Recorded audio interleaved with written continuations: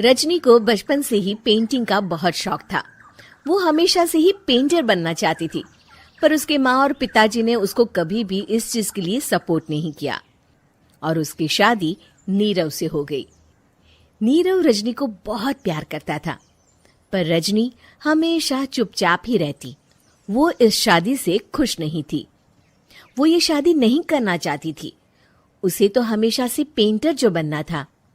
अपने इस सपने को वो नहीं पूरा कर पाई, इसलिए वो हमेशा उदास रहती थी। रजनी, बहुत ही बढ़िया फिल्म लगी है, कल देखने चले? नहीं जी, कल मुझे बहुत काम है, मैं नहीं जा पाऊंगी। अच्छा तो कोई बात नहीं, संडे को चलते हैं। देखिए, मुझे फिल्म देखना पसंद नहीं है। आपको जाना है तो चले जाइए। नीरव को मना करके रजनी वहां से चली जाती है और अपने बैग को खोलकर उसमें बंद पड़े ब्रश और कलर्स को देखकर रोने लगती है। रजनी, चलो ना कहीं बाहर खाने चलते हैं, कुछ तुम्हारी पसंद का। जी, मुझे नहीं जाना, मेरी तबीयत ठीक नहीं है। रजनी वहां से चली जाती है। नीरव को समझ नहीं आता कि रजनी उससे इतना दूर क्यों रहती है। वो जब भी उसके साथ वक्त बिताना चाहता है, रजनी कोई ना कोई बहाना बना देती है।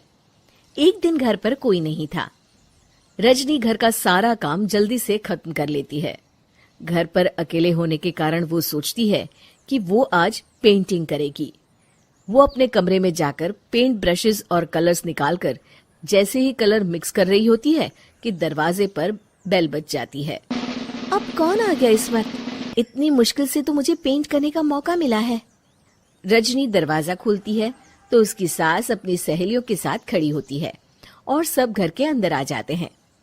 अरे बहू, सबको शरबत बनाकर पिला दे, बाहर तो बड़ी गर्मी है। उफ। जी। रजनी पेंट ना कर पाने से उदास हो जाती है। उसे गुस्सा भी आ रहा होता है कि उसने इस शादी के लिए हाँ क्यों कह दी। वो रसोई में जा रही होती है कि उसकी सास उसे रोकती है।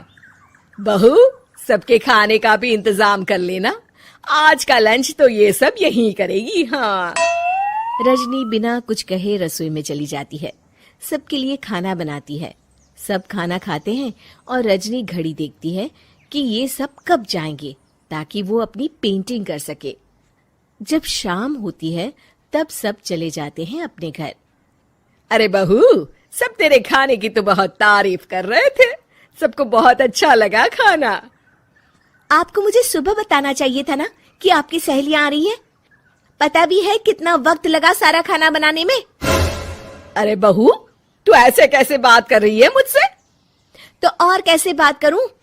मैं इस घर की कोई नौकरानी नहीं हूं कि इतना काम करूंगी। रजनी अपने कमरे में जाकर दरवाजा बंद कर लेती है। शाम को जब नीरव आता है तो उसकी माँ उसे पूरी घटना के बारे में बताती है। क्या रजनी ने आपसे इस तरह बात की माँ? हाँ, और पता नहीं उसे क्या हो गया है, शाम से बाहर भी नहीं आई है। मैंने तो कई बार आवाज दी, खाना भी नहीं खाया उसने। तू ही बात करके देख ले बेटा। नीरव अपने कमरे का दरवाजा खटखटाता है। रजनी, दरवाजा खोलो, मैं हूं। रजनी दरवाजा खोलती है और फिर वापस जाकर अपने बिस्तर पर लेट जाती है। रजनी, माँ से बात करने का ये क्या तरीका है? मैंने कोई गलत बात नहीं की है। अरे तुम क्यों ऐसे बर्ताव कर रही हो सबके साथ? क्या तुम इस शादी से खुश नहीं हो? रजनी कुछ नहीं बोलती। अरे बताओ मुझे रजनी, क्या ये शादी तुम्हारी मर्जी के खिलाफ हुई है? हाँ, मैं ये शादी कभी नहीं करना चाहती थी। तुमसे क्या, मैं किसी से भी शादी नहीं करना चाहती थी। रजनी रोने लगती है। चुप हो जाओ रजनी, बताओ मुझे, तुम क्यों नहीं करना चाहती थी शादी? रजनी बेड के नीचे से अपने पेंटिंग्स, कलर्स, ब्रश, पेपर्स निकालती है। इतने में उसकी सास भी कमरे में आ जाती है। ये देख रहे हो, ये थे मेरे सपने। मैं पेंटर बनना चाहती थी, पर माँ पापा ने कभी सपोर्ट नहीं किया और मेरी शादी करवा दी। मेरे सारे सपने टूट गए। हर वक्त बस गुस्सा आता रहता है मुझे। मैं जानती हूँ कि आप लोगों की इसमें कोई गलती नहीं है, पर मैं क्या करूं, मुझे समझ में नहीं आता।